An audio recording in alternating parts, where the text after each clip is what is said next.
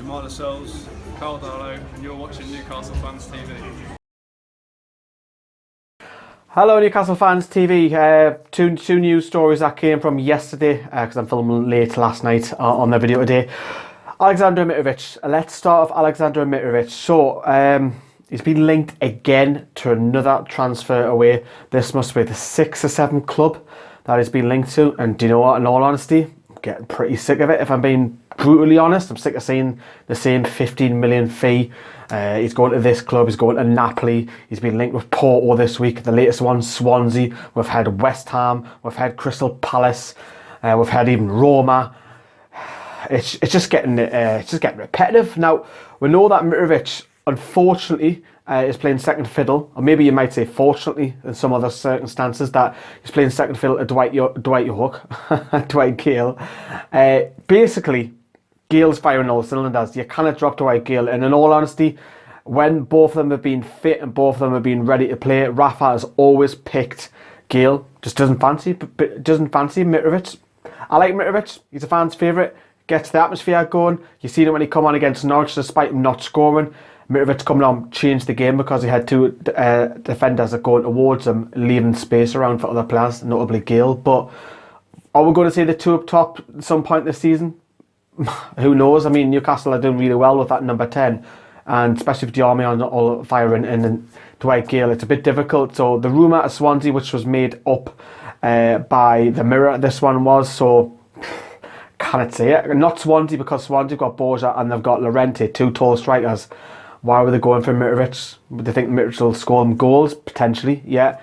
With service, yeah, maybe, but not Swansea are doomed. Personally, I think. So looking at his stats, he's actually got 7 goals, including the 2 goals that he's played for Serbia. So he's got 5 for Newcastle, 2 for Serbia so far this season. Yes, he's only started 4 league games and he's playing second fiddle to Gale, and just 2 in the League Cup. Obviously, he had that little spell, that the 2 games over Preston where he scored 2 double goals. But the question is then, if we sold Mitrovic for 15 million, is he worth 15 million? Would you accept 15 million? A lot of people, a lot of fans would say, yeah, 50 million is a lot for a player who's not playing football. But it's not the problem that I feel there. It's the problem that who you bring in, who's going to come in to sit and be happy on the bench. We know that Adam Armstrong is likely to be either staying at Barnsley or re-loaned somewhere else because he hasn't had the greatest loan spell. Daryl Murphy is third choice striker. If he was to become second choice striker, who's going to be third choice if Armstrong's not here?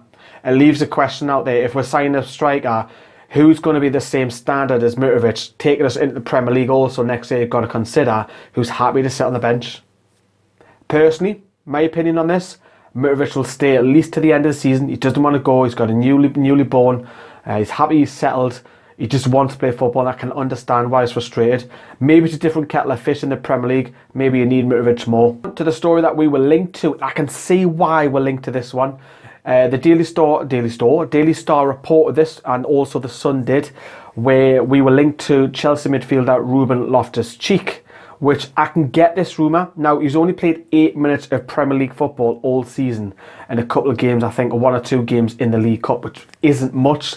Antonio Conte probably doesn't fancy him. He's 20-year-old, he turns 21, I think it is, in March, off the top of your head. So I can see why he's linked, because we have Tiote. We don't know what's going on. Check Tiote. Shelby ban, potentially. Who knows? That's going to happen the next day or two. We'll probably find out even today. We might even find out. And then it mixes it up because he can play defensive. He can also play attacking. I think Newcastle still need another central midfielder and, of course, another winger. So I can see why we're linked to Ruben Loftus-Cheek. I think it'll be a loan spell, which is ideal for both parties. For Newcastle, because depending on which we will be in the Premier League, but I don't think he'll stay permanently with us. I think and Chelsea will probably want to loan him out because they've got stupid amounts of like 30-odd players out on loan. I can see why. I think that would be a good move.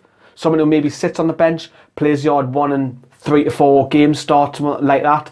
I think that'll be a good move for Newcastle because it's somewhere in that loan spell. I still think we need another winger, of course, so we'll probably talk more about that in the next few days as well. Let me know what you think of both the rumours. What's your circumstance of Mitrovic? If you want Mitrovic to go, can you name a striker that's quite happy to come and sit on the bench for the rest of the season?